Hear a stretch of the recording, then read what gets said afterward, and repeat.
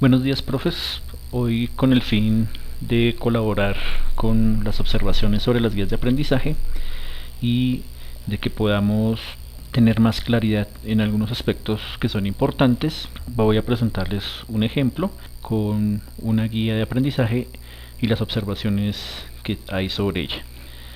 Entonces vamos a analizar una guía de matemáticas de tercero.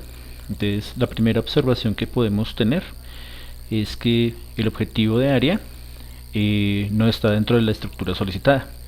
No es necesario pues que el estudiante conozca el objetivo del área como tal. En cuanto a los aprendizajes, pues aquí tenemos que mirar que en esta guía en particular los aprendizajes están planteados en forma de temáticas, pero en otros casos están planteados como invitaciones, ya que la docente utiliza las frases sumemos, ingresemos. Entonces aquí la invitación es a que unifiquemos, que en esos aprendizajes incluyamos los conceptos, las nociones, los procesos, y que la redacción sea única. Por otro lado, lo que podemos ver es que al insertar el cuadro no fue posible que quedara legible todo el texto que estaba contenido. Entonces tenemos que revisar esa parte, que toda la información que consignemos en esos cuadros adicionales que insertamos sean visibles. Por otro lado, cuando revisamos la meta de aprendizaje, pues lo primero que podemos decir es que esta no es una meta de aprendizaje. Ahora, ¿por qué no es una meta de aprendizaje? Primero que todo, pues debemos distinguir que cuando planteamos metas, hay unas metas que son de enseñanza y otras metas que son de aprendizaje. En este caso estamos solicitando metas de aprendizaje. ¿Cuál es la diferencia? La meta de enseñanza es una meta para el docente e indica lo que espera lograr el docente con la actividad o las actividades propuestas. Y las acciones recaen sobre el docente. En este caso la motivación es una actividad que recae sobre el docente. Y cuando hablamos de metas de aprendizaje, estas metas son diseñadas pensando en el estudiante, en lo que esperamos que el estudiante logre al terminar la guía o las actividades que les hemos propuesto. Entonces, algo que sí debe ser claro es que en algunas ocasiones la meta de aprendizaje y la meta de enseñanza coinciden y en otros casos no coinciden. Varias metas de aprendizaje pueden ayudarme a obtener mi meta de enseñanza. Entonces, por un lado, aquí definimos que esta no es una meta de aprendizaje. ¿Qué analizamos de esta meta? Entonces, al leer la meta, que es motivar a la mayoría de los estudiantes de grado tercero a encontrar el gusto por las matemáticas y evidenciar cada uno de los pensamientos que componen la asignatura durante el año lectivo, pues la pregunta que deberíamos hacernos es ¿qué es lo que va a aprender el estudiante según la meta que se propuso? ¿Tiene relación esa meta que se propuso el docente con el plan de área para el primer periodo? ¿Se puede medir o evidenciar la motivación con las herramientas con que cuenta el docente? Además, ¿es relevante medir la motivación mediante esta guía? ¿Es posible evidenciar los 5 pensamientos matemáticos en un año? ¿Los temas y actividades planteadas contribuyen a alcanzar la meta que planteó el docente? Y estas preguntas son las que me van a ayudar a seguir direccionando el proceso. Recordemos que una meta debe ser específica, medible, alcanzable y debe estar ajustada al tiempo en el cual deseo desarrollar ese aprendizaje. Entonces, si miramos las metas y los aprendizajes, pues vemos que no hay una relación entre el enunciado planteado como meta y los conceptos que se van a trabajar. Y es algo que también es importante que veamos, que en esa meta de aprendizaje que nosotros planteemos deben verse relacionados los aprendizajes que hemos planteado en la guía. Y en este caso, pues vamos a trabajar conjuntos, el sistema de numeración decimal, la suma y algo de geometría. Pero en la meta no se ve reflejado que se espere que el estudiante tenga un dominio de esos conceptos.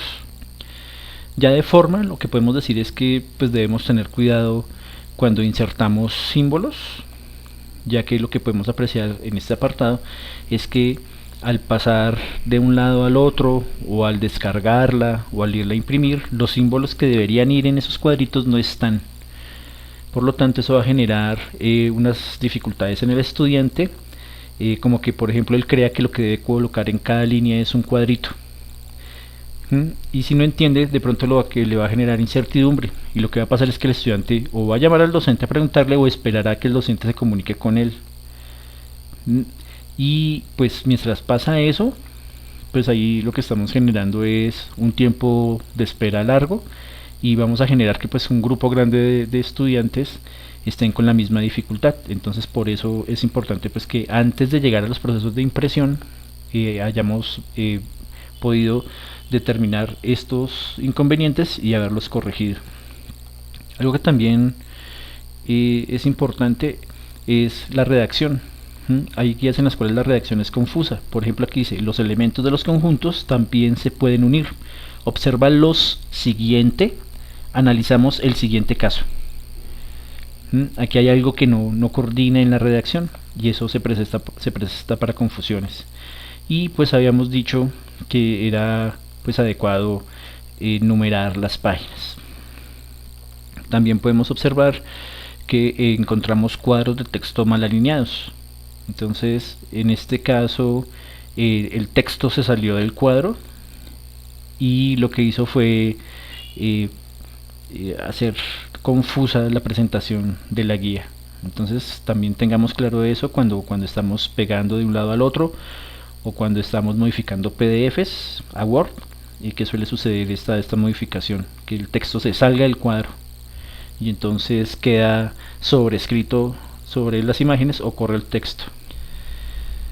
Aquí nuevamente pues hay un caso de una forma mal alineada que puede causar confusión, y eso pasa cuando movemos el texto, cuando la configuración de la forma no es la adecuada. Y llegamos nuevamente a un caso de redacción confusa. Aquí en este caso dice así, TC, así, y pues no es claro a qué hace referencia ese pequeño trozo de texto. También pues recordemos que hay cuadros que cuando están a color, como nosotros vamos a imprimir en blanco y negro, pues esto tiende a oscurecerse y puede que no sea legible en las copias. Otro ejemplo es que en algunas guías se hace alusión a colores. Por ejemplo, en esta pues se le dice al estudiante que observe las imágenes y preste atención a las líneas resaltadas con rojo, o a los ángulos rectos resaltados con color verde. Pero recordemos que pues como vamos a imprimir a blanco y negro, esto no se va a ver en la guía, entonces pues esto va a generar confusión, y va a generar pues que ustedes tengan un poco más de trabajo para resolver la duda del estudiante cuando llegue a ese punto.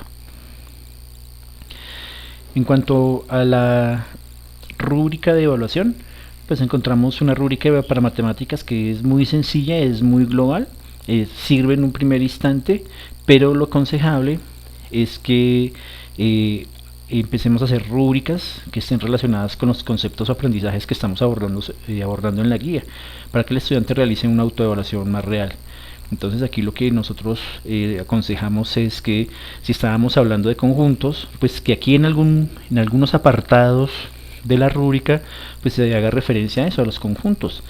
Entonces podría haber partes en las cuales diga el estudiante demuestra un conocimiento adecuado sobre los tipos de conjuntos que existen.